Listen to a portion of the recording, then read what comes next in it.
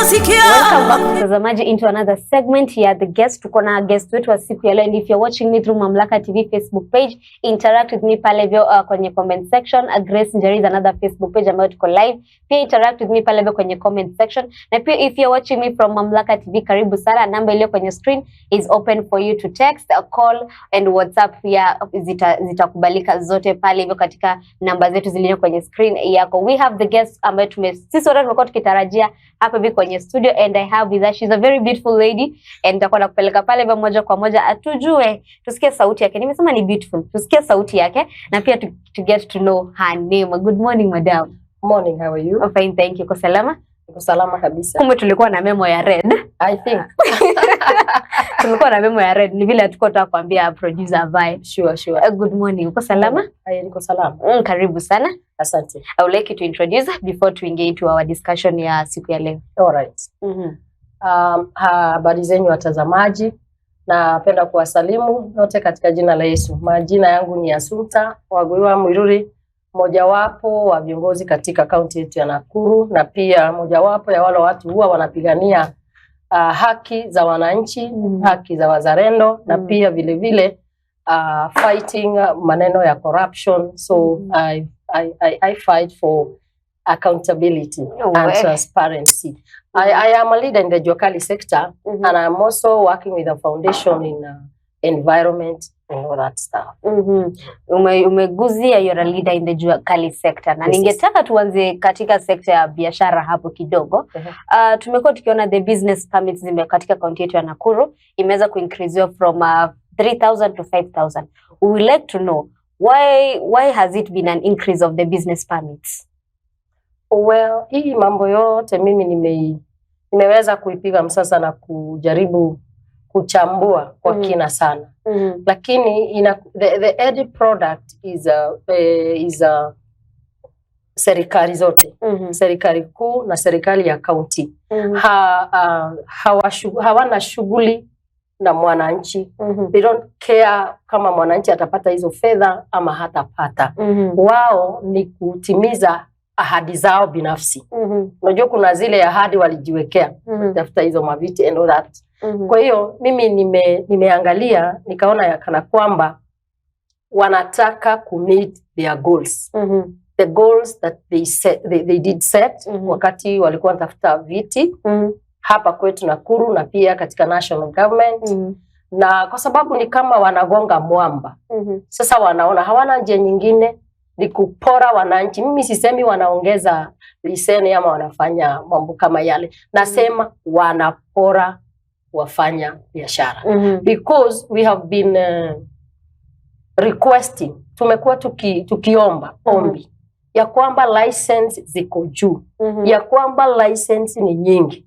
Kwa biashara moja unakuta mtu ako na liseni kama 3. And then badala ya kuondoa, sisi tumekuwa tukipigania ya kwamba ziwekwe pamoja ikuwe license moja. Ile mwanabiashara ata afford.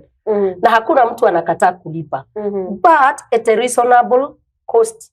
Kwa sababu hata hawa wenye wamechaguliwa at one given time, they were doing business. And they know how hard it is, and then wakifika pale wamesahau ya kwamba wanabiashara wana ngumu. Kwa hivyo mimi ninataka kusema ya kwamba wamefunga masikio, wamefunga hata mawazo yao kuhusiana na mwanabiashara. Wako tu pale kwa shughuli zao binafsi. Kwa hivyo hawako pale kusaidia mwananchi. Kwa sababu kama walienda pale kusaidia mwananchi, tulikuwa tukiomba license moja. Zote ziwekwa kwa pamoja, kwa sababu hata wengine waelewi all these licenses. Sijui ya branding, sijui ya biashara, sijui nyingine ya fire, sijui ya nini. All these stuff hakuna haja. Waweke tu moja una waweze kufahamisha mwanabiashara. Hiyo license ina cover what and what and what. But now hiyo biashara sasa ifanyiki. Na wacha nikuambie hakuna haja ya kusukuma watu hadi wafike kwa ukuta. na kuwaitisha ile fedha hawawezi kuafford because you shall lose them. You shall lose a great number. Ni heli uwape ile wataweza na wakue wengi, kikapu chako kitajaa. But ukiwasukuma, ukiwarusha nje, wote wata boycott. Wataenda kufanya zile biashara ambazo wanaona hawalipi mali. Kwa hivyo instead of the government gaining, it shall lose. Kwa sababu wengi watawachana na hii maneno. Na bado watakuwa wakitafuta, they will not sit back kutokuwa wakifanya kazi. Watatafuta mbinu nyingine. Wakenya ni nani? Wakenya lazima watokeleze na maneno ile itawadumisha katika maisha yao. Now the government shall not get what is targeting. I'm telling you. Umewapo kwa wafanyabiashara kuna tax ambayo wanalipanga. When we check katika control budget ya county ya Nakuru, waliweza kutoa in the last 9 months the county government of Nakuru tax revenue imekuwa ikidecrease. We would like to know why, and yet they are collecting revenues each and every day. Maswali mengine ni magumu. Lakini wacha nikuambie, si tulishajiingiza kwa hii serikali tapeli. Because there before system at least ilikuwa ina capture each and everything. But now katika hii transition, unajua wamekuja wakifuta watu kazi. Wale tayari walikuwa wanajua ile kazi. Wale tayari walikuwa wanawaokotea zile fedha. Sasa hata katika hii transition, badala ya kuenda polepole, yani musmus, ndio sasa mbridge hii gap. Tumetoka kwa hapa, tukienda kwa hapa. Unajua hata saa hizi Mamlaka TV, and I want to salute the management of Mamlaka, by the way. Mko na nini mzuri sana asubuhi. Asubuhi mnalisha watu hizo nyimbo mpaka mnainua the spirits of the people. I had forgotten to say that. What I'm trying to say is that hapa Mamlaka, ikiwa unataka kubadilisha wewe presenter, ama unataka kubadilisha yule the camera person, haukujagi asubuhi, unamkick out, and then unachukua mwingine hata hajui hiyo lugha mnatumiaga hapa ya presentation. Yule naye hajuagi positioning of the cameras. It will not work. It shall fail, and that is what exactly is happening. Kwa sababu sasa hakuna hiyo tunaondoa huyu tukileta hata angalau hata respect the person you want awache ndo aweze kukufundishia huyu na ndio usilose anything here between. So it is evident. But tukiangalia hapo hivyo katika the employment ya these public workers, how has been their employment zao zimekuwa zikitekelezwa aje? Have they been pale hivyo tunaenda public service board ama tunaenda tutachukua barua katika an office? How has it been their employment? Well, sijui sana kwa sababu sijafanya county. But ile kitu ninajua na kile kitu nimeona, hizo boards ziko tu kwa majina. But ni kama miaka mingi iliisha serikali ya Kibaki. Kuna mama alipewa kazi.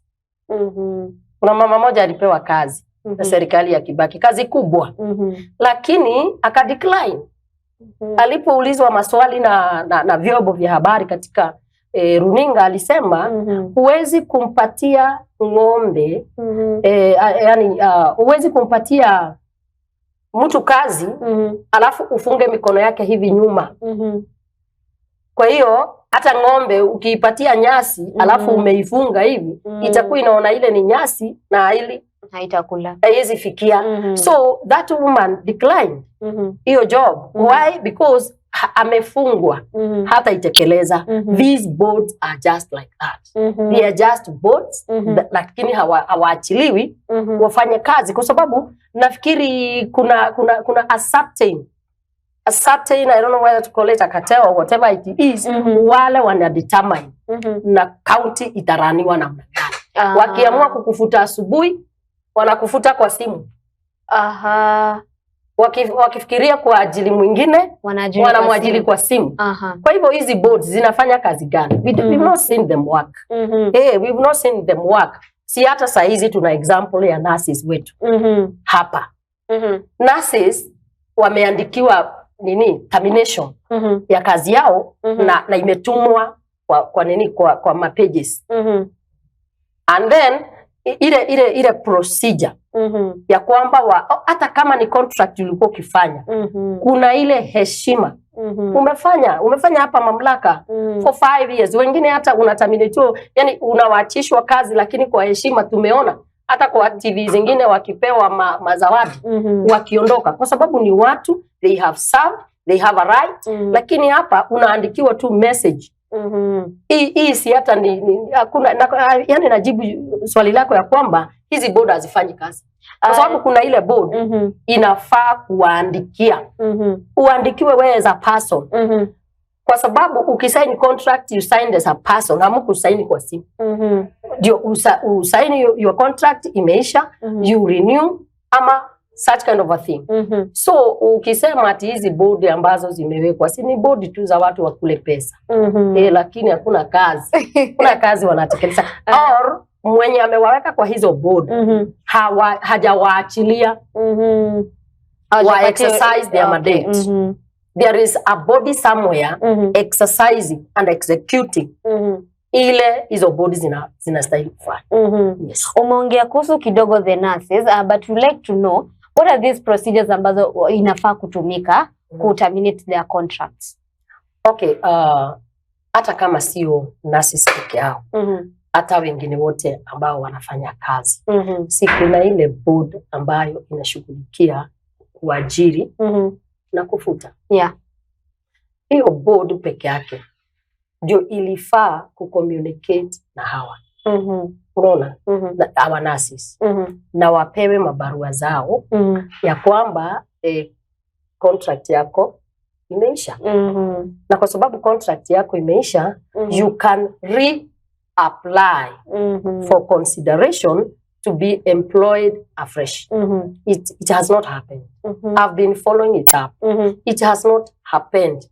Hakuna bodi imefanya hivyo. Nimekwambia hizi vitu vimefanywa wapi? Kwa simu. Hata hata union yao ikiulizwa, they are also complaining of the same. Sisi wananchi, we are complaining of the same. Hakuna kazi gani ilianza kuandikanwa kwa serikali na simu? Ulianza lini kunifuta kwa simu? Kwa hivyo mimi hata naambia nurses, go to work. Amkeni asubuhi muende kwa kazi. Kama wameleta watu wengine, wacha mkue wawili. Kwa hiyo kazi. Wacha sasa nayo county ianze hapo. Because if we allow this, watatoka kwa hospitali, wataenda kwa wizara nyingine, wataenda kwa department nyingine, wataenda kwa watu wengine. Na sasa itakuwa, kwa sababu Wanakuru tulinyamaza, na hakuna mtu alicomplain about that, sasa itakuwa trend.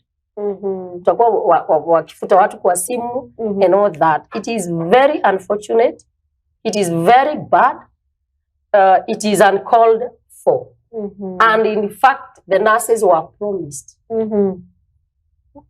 Mkinichagua, mimi nitawafanyia ABCD. After kuchaguliwa na hapa ya kwamba, that is the governors, that was the governor's speech. Mkinichagua, nitawaajiri permanent and pensionable in the next 100 days. 100 days hazijaisha, zilisha. Na wakati zimeisha, badala ya kuwapatia barua za permanent and pensionable, wameweka kwa mitandao barua ya termination of their contract. How do you terminate a person who has worked for 5 years? For 5 years, you cannot send me home. I will not go. I will fight for my right. Kidogo ningependa tupate kuona hiyo video ya Nakuru level 5 ambayo tuko nayo hapa hivi kwenye studio. Back to you Mr. Producer, unaweza tupatia the video.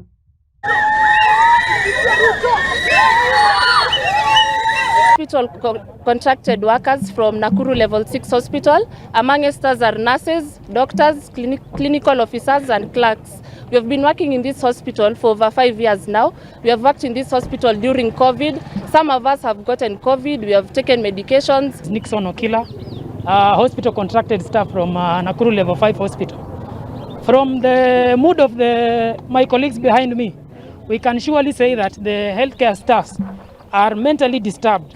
So what has been going on is when the governor, Susan Kihika, was appointed into office, she came to our facility and she promised us one thing. She said that all of us as the hospital contracted staff, we are all going to be absorbed under permanent and pensionable. I'm here to support our nurses here.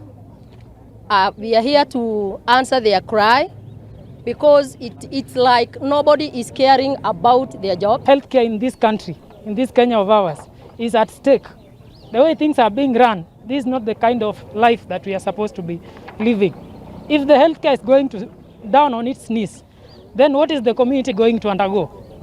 We are being told that as from 30th, which is end of this month, we are supposed to take our termination letters and go home. So we are not understanding. We are covering at least 3/4 of this hospital.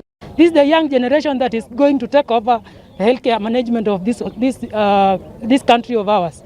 If the community around hears that the Nakuru Level 5 hospital has down their tools, where are they going to go for the healthcare services?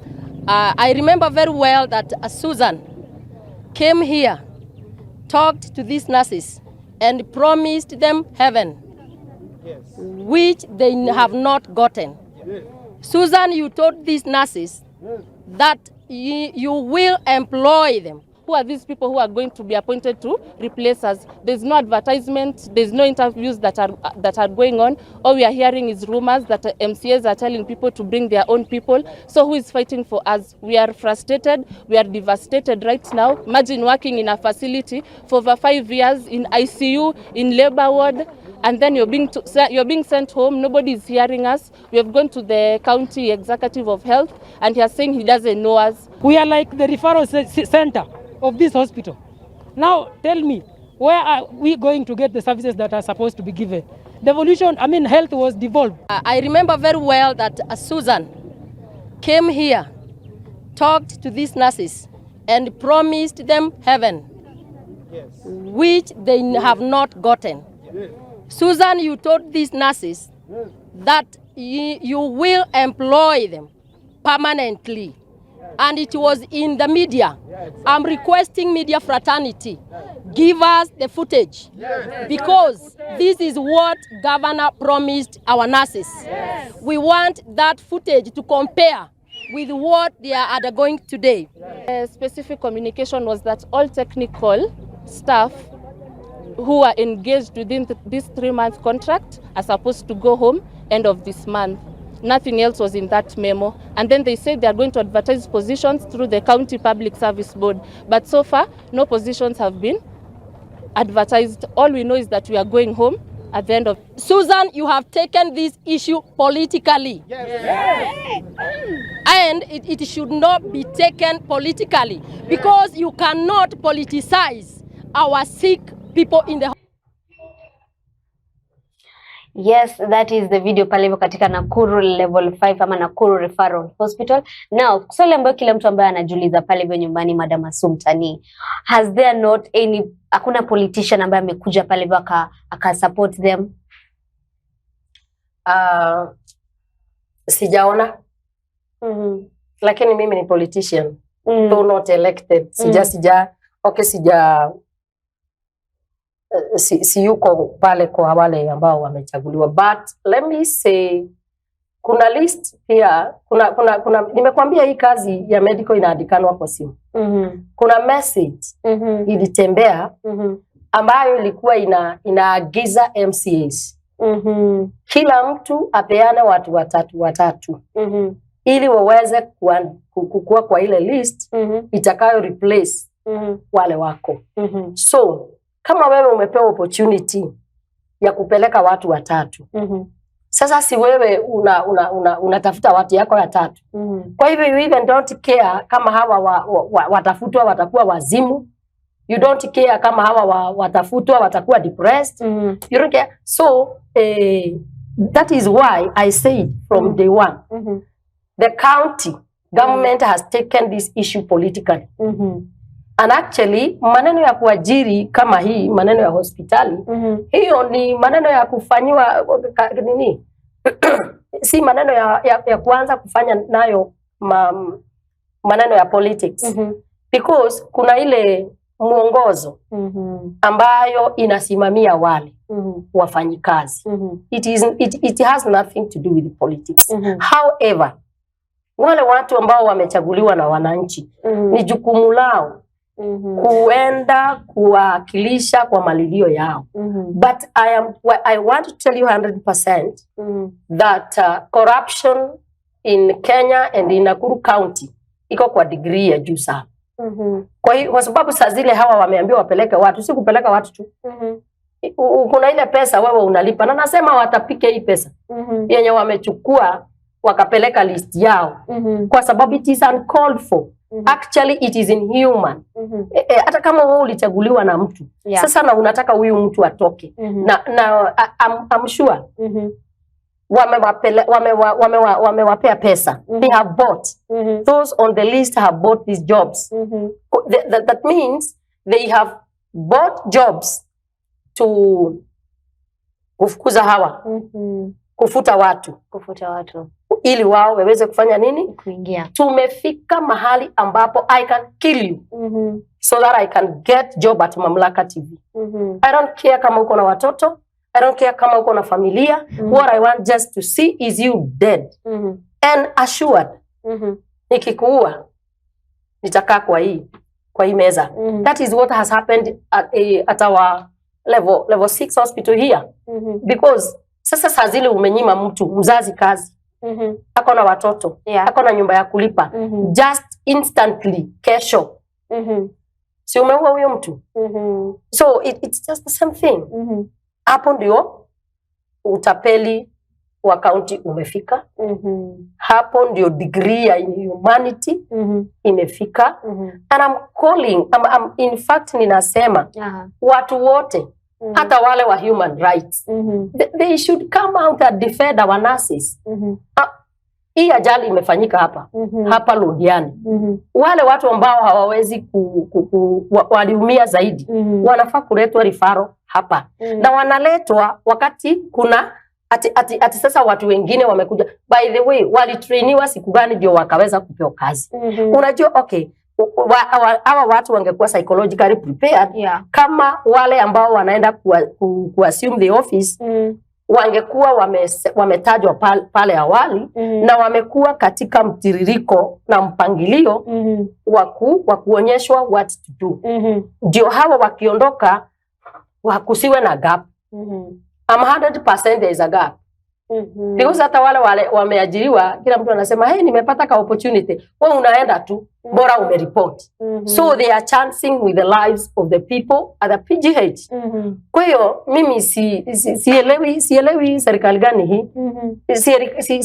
Sielewi huyu mtu ambaye anaitwa Mr. Murima John. Murima John unaandikia nurses termination letter na una sign na wakifuatilia you go ahead and say you don't know them. Why did you write this letter to them? And yet you don't know them. How can you write a letter to me and you sign na unijui? Unaniandikia kama nani? Actually the person to be sued is Murima.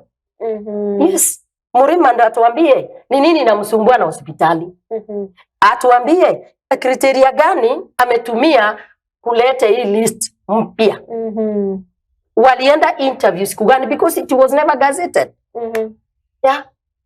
Haikuwekwa wazi watu wa apply. Alitoa wapi? Wewe Murima ulitoa wapi kitu? Wacha kusumbua akili ya vijana wetu. And they are taking advantage of our nurses because they are very young people. Ni kama ile kifaranga, kuku wako na vifaranga, and then mwewe umekuja, si vifaranga wataenda. Murima ni mwewe. Murima ni mwewe katika hospitali yetu hii. Wewe Murima mwewe umekuja umefurusha nurses kama vifaranga. And because actually they called me, I did not just go there. They had tried to reach out to people, but nobody was there for them. Because I think this thing was cooked sometimes back. So nikijaribu kuwafuata, that is why umeniona kwa hiyo video. I did not just take myself there. I was called by the nurses. They were desperate. And they are desperate. They are demoralized. These are your children. But ningetaka kujua, Madam Assumpta, by them being their contracts being terminated, have they been paid their salary for that month? I did not ask that. I did not, or for sure I did not ask that because even salary was not my interest. My interest was their health, their mental health. That was my interest because I think that comes first. So I did not ask them whether they have been paid or not. Yeah.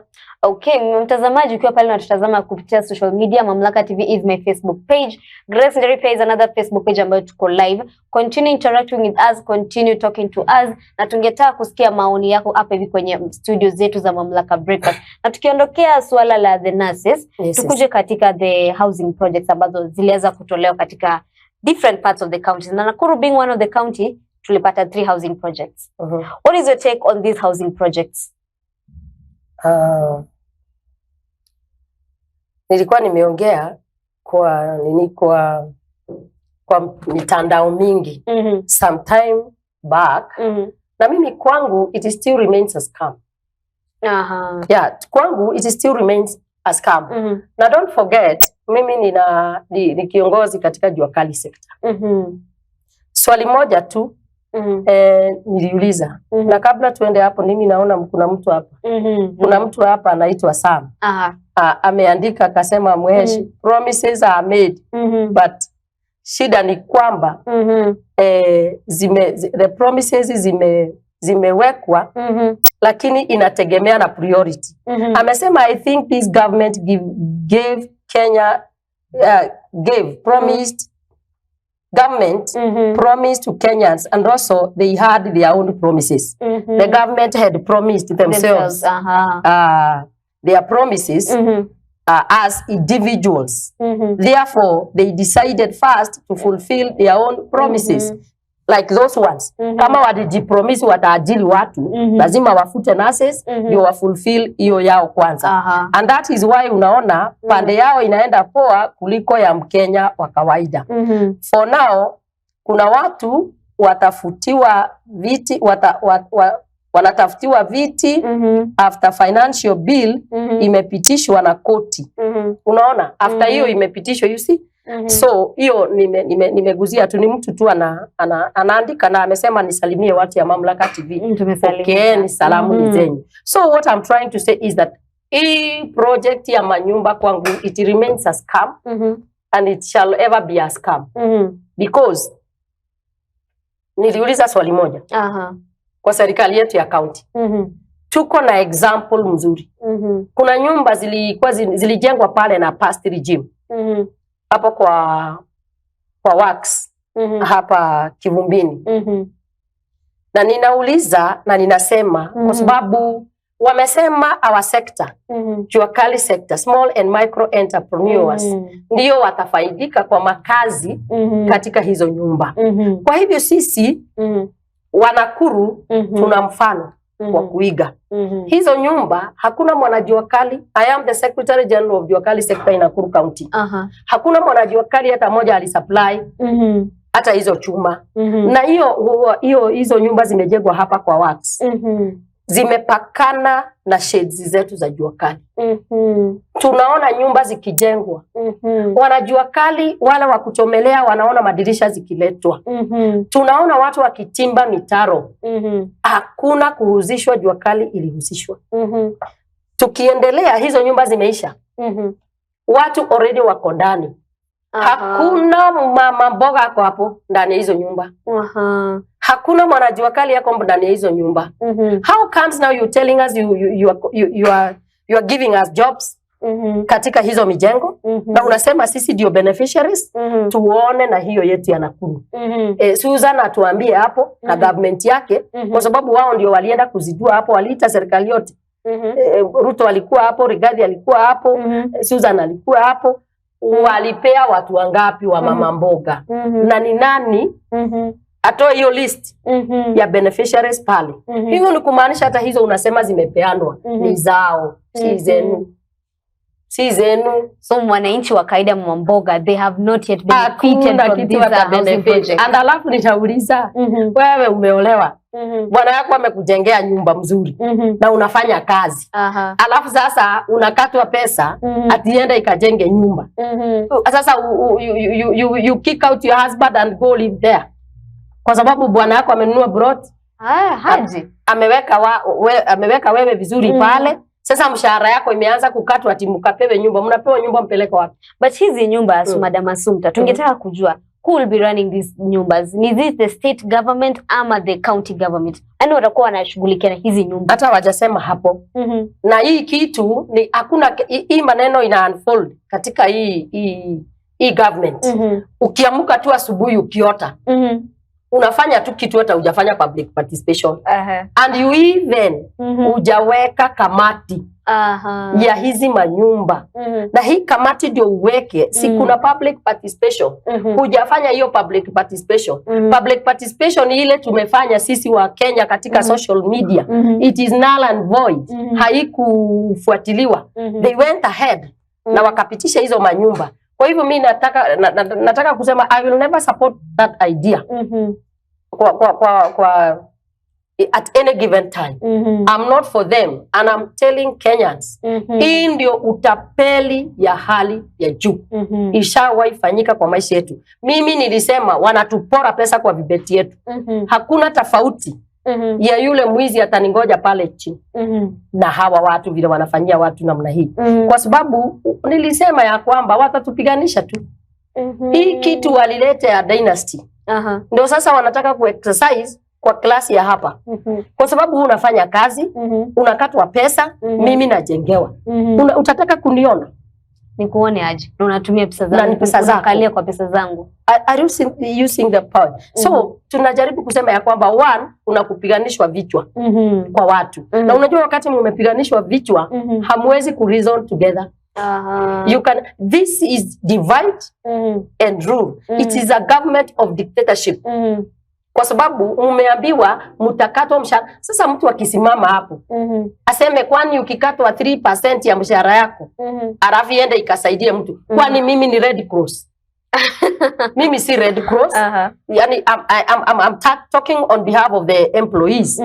Kuna ile organizations zao ziko tu. Sisi tunasaidiaga tu. Lakini you cannot force me to be one. Niko na life yangu. Niko na maisha yangu ya kushughulikia. And I program myself. Nimeshajipanga. Wacha kunipanga. Sasa tusipangwe kwa manyumba. Mimi kwanza sitaki nyumba. Utaki nyumba, utaki kwenda kuishi kileleshwa. Kileleshwa gani? Mtu anatokelezea tu anasema ati kuna watu hawataki mujengewe nyumba kwa sababu wao wanakaa nyumba za choo ndani. Who is interested with the toilet and my stomach is empty? Nimekula nimeshiba ndio nende choo. So you know sometimes talking nonsense. Yani unaongea tu uongee, siku ipite. Forcing people. Huwezi kuniforce kukula ile githeri na mimi nakwambia nataka kukula ngima. Wacha nikule ugali. Because that is what na feel nataka. Uniulize tupike nini? Na unionyesha hapana nilikuwa nasema tupike ugali because of ABCD. We agree. Tujenge hizi nyumba hapana kwa sababu ya 1 2 3 4 things. Hata kama hiyo project inaweza kufanywa, not at this time. Tuko na crisis za chakula. Tuko na crisis ya maisha. And then unakuja kunijengea. Wewe nipe food nikule. Nikisha kula, tell me about your houses. And it is not important. Inaweza jenga ya mabati bili hapo na ninalala tu. Na nani alisema tunataka kuishi hiyo maisha wanasema. So you know some things do not add up. And actually hii ni scam. Kwa sababu unaniambia nitalipa hii nyumba for a certain period. Miaka. Hiyo miaka mimi nimeanza kukatwa mshahara yangu. Sitakuwa na ile nyumba umejenga, mtoto wangu maybe hatataka hiyo nyumba ya hiyo class. Kwa sababu those years kutakuwa na nyumba za aina nyingine. Sasa why are you forcing people? Hata sisi kwanza Kenya hatujafika hapo. Plus hawezi kuja na vitu like 50 at once. Unataka nyumba, mafuta ipande, ushuru mulipe, mkizungusha matunda huku kwa barabara mulipe ushuru, gari zilipe, wale watu umebeba kwa gari walipe. Yani at the same time actually si you prioritize useme hii ndio tutatekeleza ya kwanza. Hii ndio tutatekeleza ya pili. Slowly by slowly. Unapeleka Wakenya kama gari ya mwizi. Wakenya mpaka hata wamechanganyikiwa. They don't know, they no longer understand. But I'm still saying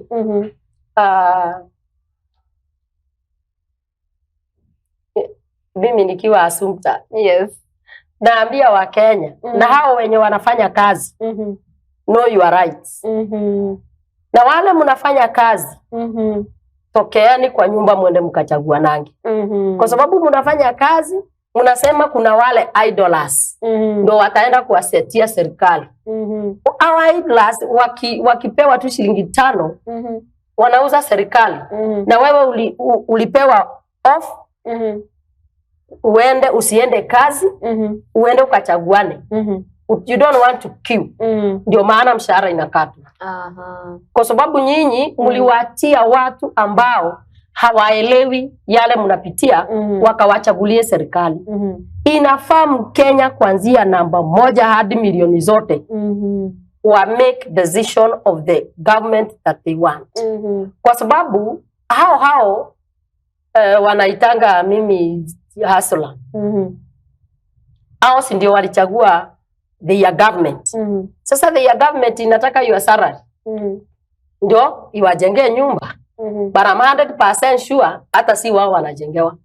Hata si wao watafanya kazi. Already cartels are there. Yes. Wale hata hizo za Nakuru unasema. Wamejipanga, ni mfereji ya kuokota pesa. Hii maneno ni ngumu, my friend.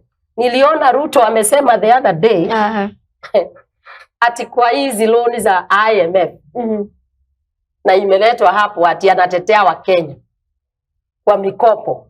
Akasema ati ametutetea tuwe the loan ambao Kenya haiko nayo iwe restructured. Shika vizuri sana. Iwe restructured. Ilipie kwa miaka 50. Na ikikubalika wapewe grace period ya 20 years. Mimi najua Wakenya wasikizangi hiyo maneno. Na kama wanasikiza wanacheka tu ama wanasema hala. Let me say this to every Kenyan. Hiyo is another scandal. Is another fresh scandal. Kwa sababu ukienda kwa bank kuomba mkopo, umelemewa pa katikati, umeenda kuomba restructuring, unaweza ongezwa kapesa juu. Ndio biashara yako iweze kuendelea kurun. Na alafu hiyo period ya kulipa inakuwa extended at interest rate. Of course, kwa sababu ikispreadiwa malipo yanakuwa juu kuliko jinsi ilivyokuwa. Then come to the grace period.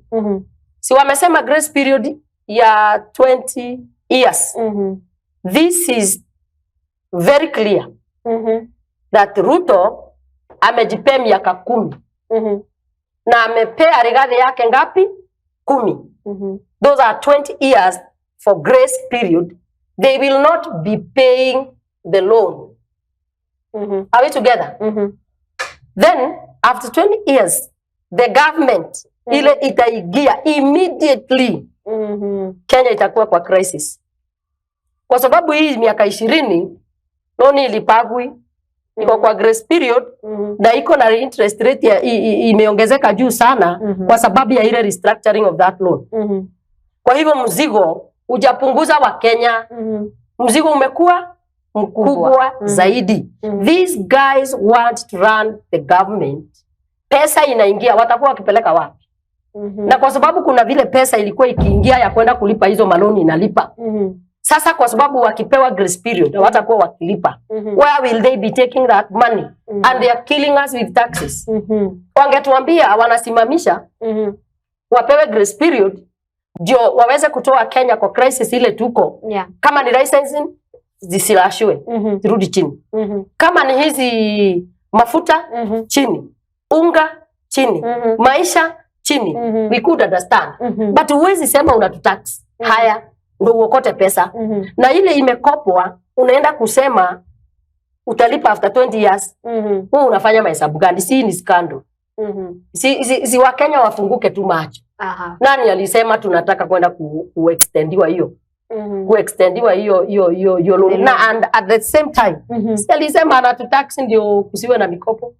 Sasa ni nini anaenda kuextend mkopo? Kuextend mkopo ni kukopa mkopo ingine, kurefusha mkopo ingine. Lakini kwa sababu wa Kenya mtakangi kuchambua hii maneno, tunaenda tukiingia kwa shimo asubuhi, jioni kwa shimo. Mimi ninasema IMF, sikizeni vizuri sana. Na mtume hii kwa kila YouTube. We are not interested in that restructuring of Kenyan loan. Neither are we interested with the grace period. Ile maushuru tumetoshwa inatosha kuwalipa. Mulipwe loan yenu muende. Uachane na Kenya. Tukitoka kidogo hapo hivyo kwa IMF na loans za Kenya, tukuje hapo hivi katika kaunti ya Nakuru ambayo tuko na the young people ambao wanafanyaga, tuko na photographers, tuko na the young people ambao kwa the digital space. Tumekuwa na problem katika kaunti ya Nakuru. You are not allowed to do anything called photography kwa street because of the people called kanjos. We have the garden kama Nyayo Gardens. You can't go there and do something. We have to let the young people ambao kwa pale nyumbani wanajiuliza hiyo swali. Why is it that it's so different in Nakuru County? Why is it the kanjos wanasumbua the young people kufanya their daily activities katika the streets? Ni ukweli.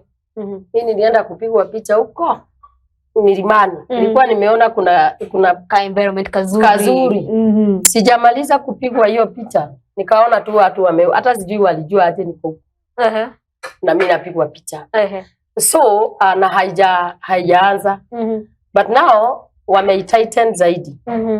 Na nataka kusema actually our appeal to the county government, it is not right. Because hata hiyo garden, pesa yetu ndio ina keep that garden. Na pesa hiyo yenye ninaonanga hata wale wanapiga picha wamezunguka tu kwa ukuta. The photographers wameweka tu vitu yao nje ya garden. Wanafaa wakama na mpango. Ni watu wangapi wanapiga picha katika Nyayo Garden? And then wapewe mwongozo. Wewe utakuwa ukipigia mahali fulani, tutaki uharibu nyasi. Utakuwa ukipigia mahali fulani, hatutaki uharibu environment. Because I told you I also I'm also in a environment on a NGO that is non-governmental.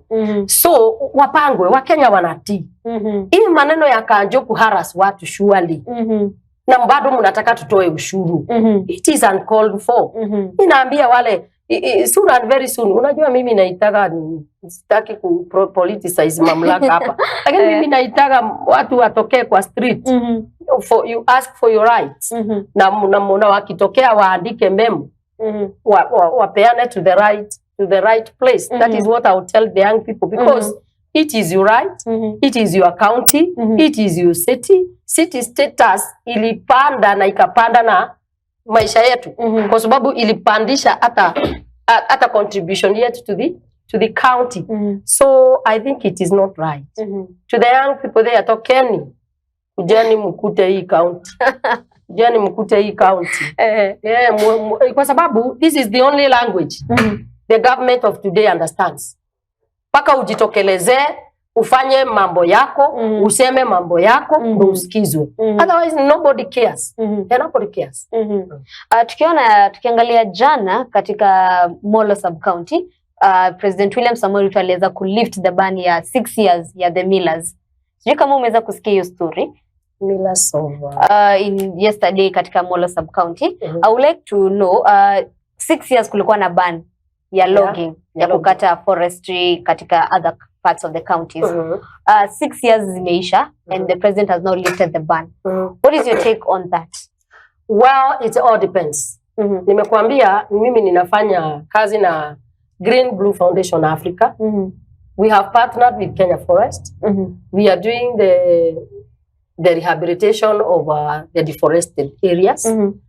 And kuna katika misitu kuna miti ambayo huwa imegrow, imeripe. Na haiwezi endelea kukaa pale kwa sababu hatutakuwa na kizazi kingine cha miti ambayo itamea. Kwa hivyo kama watu hawana utapeli ndani yao, miti huwa inavunwa. Na inavunwa ile miti ambayo imekomaa. Forest zilifungwa kwa sababu watu walienda beyond, walikata miti excessively. Na ndio maana tuko na climate change. But kama wangekata miti kwa taratibu ambazo zimesetiwa na Kenya Forest, hatungekuwa na crisis. What I want to say is that kuna miti overgrown kule. Hiyo ndio miti huwa inapeaniwa barua ikatwe. Na kuna miti inachipuka. Ndio hii miti overgrown allow new trees to come up.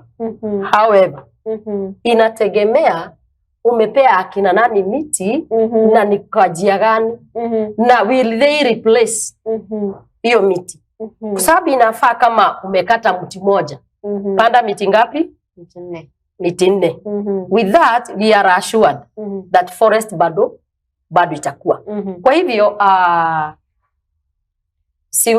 siwezi kashifu sana hiyo maneno ya lifting of the ban, but I would say kama miti itaharvestiwa, the grown trees zitaharvestiwa, kuwe na taratibu ambazo zimewekwa kisheria kupitia Kenya Forest, kwa sababu tuko na idara hiyo. Na wale ambao wakipewa miti, unajua watu wanaendaga wanaambiwa kata miti 10,000. Ule naye anakupea miti kwa sababu ya corruption, anakupatia 20,000. Kwa hivyo unakata mpaka ile miti ambayo ifai. Tena unakata ukiendaga because you paid for that portion. You don't care whether they plant or they don't plant. Kenya Forest, they are supposed to give out those trees and ensure that new trees are growing. So that hiyo ni kazi yao. Kwa hivyo hiyo ban kuna vile ikibalansiwa, it is called for. Isipo balansiwa, it is hell on earth. Kwa sababu tunapanda miti, tuko kwa kampeni ya kupanda miti, na miti, hata watu ninaonaga wakituma kwa social media. Lakini sometimes you cannot be able to make them understand that kuna hiyo sasa yenye nimesema, kuna ile miti imegrow, you harvest, and then you plant, and also you allow. Unajua mti mkubwa, kuna miti hapa around, ile inamea, but kwa sababu ya hii shade, hii miti yezi na ni mingi kushinda mti moja. Sasa hiyo mti moja inafaa kuharvestiwa so that these others may grow. So that's only what I can say about hiyo. Wale wa Molo, kama mmepewa ruhusa ya kukata miti, hapana kata miti ili hujapewa. Hapana enda hongana ati ndo upande miti. Wewe kata ile miti umepewa, hiyo portion. And kwa sababu wewe ni Mkenya na unaona vile climate change imeleta shida, panda miti. Kama umepewa 10,000, then you supposed to plant over 30,000 trees to replace. Ndio hata siku hiyo nyingine ukikuja utapata miti. Saizi hata sijui hata wanakata wapi, kwa sababu we have 60 acres hapa Mau. Tunaenda kupanda, ilikatwa kitambo na hakuna mti hata moja. Ni kama inaitwa playground. Hii uwanja ya michezo. Playground. Yes, kwa sababu hakuna miti, ng'ombe na mbuzi ndio wanakula kule. Kwa hivyo let our people be responsible. Miti inakatagwa tu, lakini inakuzwa. That's all I can say about interview leo. Would like us to talk about history ya land grabbing katika kaunti yetu ya Nakuru. Jehovah Jireh. Has it been solved by any means possible, or what has the county government done so far for this land grabbing? That's a very critical question. Na maneno ya mashamba ni issue kali. Ni issue kali. Lakini for me, in Nakuru County, I would say nothing has been done. And it shall be done wakati watahakikisha shamba yetu ya agriculture hapa Soiro imerejea. As we speak, kuna watu wanajenga nyumba hapo za kukondishwa ndani ya shamba yetu ya agriculture. Hii training yetu iko hapa Soiro. Watu wale wafanyakazi kule wanaona tu mashamba, mtu amekuja ameanza kujenga Nobody is asking what is the county government doing. Mtu anaweza ajiingia kwa shamba ambayo ni ya county yetu ya agriculture hapo. Ameweka nyumba za kukondisha. And actually I know those houses are almost done. And you ask me whether this grabbing thing, it is there and it is real, and I don't know how it shall end. Because nobody is handling. Tunaziona lakini saa zingine unanyamaza hii maneno ya mashamba because is ni kitu ingine kali. Ni kitu ingine kali. Yes. Agree with me. Ni kitu ingine kali. But a land grabbing. Tutajua imeisha wakati hapa London pia. Ile shamba iko hapo London. Kulikuwa kuwe na recreation center. Kulikuwa kuwe na playground. Kulikuwa kuwe na market. Kulikuwa kuwe, I think there were 5. Women of God. Siwezi I cannot remember all of them. Wakati tutaona those centers, governor akienda kulaunch zinajengwa London ward. Tutajua land grabbing imeisha. Tukiona hizo nyumba zimejengwa. By the way, 1 year ago, sisi tulienda na watu. Tukabomoa fences zingine zilikuwa zimefence huko kwa agriculture. Na the same place is where I'm saying now nyumba zinajengwa. So unaona grabbing inaendelea. Bado inaendelea. Wakati tunaona hizo nyumba zimewekwa chini na Kerimondi ya county, tupiga makofi tuseme the government of the county is working. Wakati tutaona hizo recreation imejengwa, kiwanja ya watu wa London kucheza and all that stuff ziko in place, na kama aziyuko waende huko waseme kuanzia hapa hadi hapa hadi hapa hadi hapa hii is reserved for this. Tutajua the county government is working on the issues pertaining land grabbing. Okay, thank you so much Madam Assumpta. Ningependa sasa tupatie parting shot tukimalizia. Goodness. Nashukuru sana watazamaji wetu, nashukuru sana Mamlaka TV kwa sababu ya kunipa this opportunity to share and to talk to people of Nakuru County and wherever else in Kenya. Na ningependa kuwashauri wa Kenya wenzangu. Mahali huko, it is your right to come out and speak out. Yes. So that we can know the happenings. Because if people do not talk, you are dying there and you are not shouting, then we shall not know that something is wrong. Yes. I want to commend our nurses in our facility here, level 6, because of calling for help. But I also want to tell them, endeni muripoti kazi. Mukifukuzwa huko, tunataka kuona mukifukuzwa. Tutakuwa na evidence. Kwa sababu right now, if you don't report to work, umejivuta kazi. Kwa sababu hamna mabarua. Huyu mwenye amewaandikia mabarua huyu, hajawapatia barua ya kuwafukuza. So go report, let you be double. County itajua vile itadili na nyinyi. Na tukiona mumefukuzwa, tutajua mumefukuzwa kihorera. We will come to rescue you even if we don't have your muscle. Unajua kuna wale wako na hiyo muscle lakini usigandamizi ukinyamaza. So I don't have much to say, but huyo ndio Assumpta. Wagoiwa Mwiruri. Mbarikiwe. Hata hivyo tuendelee kujikakamua na kujikaza. Neema ya Bwana itatutosha. Amen. Thank you. Thank you so much, Madam Assumpta. Na pia thank you so much to our viewers back at home, back at their offices and peer places zenyu za kazi. Thank you so much. This has been Mamlaka Breakfast. Now we are going tutakuwa tumaliza kipindi yetu kwa saa hii. Ninakuwa na kuacha na advertisement ya Nakuru College of Commerce and Hospitality. Fika pale vyo Equator House, 4th floor next to Ereto Bookshop katika masuala yako ya career guidance, School of Hospitality, School of Languages, and remember September intake is now ongoing as we speak. Fika pale katika jiji la Nakuru City and Nakuru College of Commerce and Hospitality. I've been your host Grace Njeri. Tukutane kesho asubuhi na mapema for another brand and new session hapa katika Mamlaka Breakfast. Mamlaka TV nakuwa na kuacha na a little bit of a movie na entertainment kiasi mpaka tukutane kesho asubuhi majaliwa. Goodbye until tomorrow.